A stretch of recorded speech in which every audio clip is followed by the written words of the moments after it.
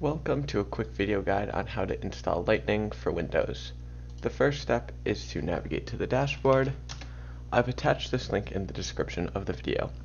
Once you are at the dashboard, you may need to sign in to access this page. Once you've accessed this page, you want to download the files. Once the files are downloaded, you can click on them, and this will open your File Explorer.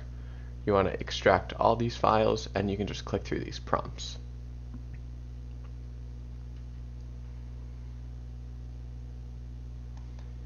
Once the files have been extracted, you can head back to Downloads and you'll now see that a file folder exists without the zipper.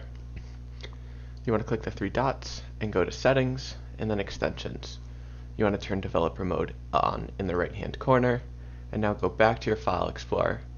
Click into the folder without the zipper and drag and drop this folder onto the Extensions page.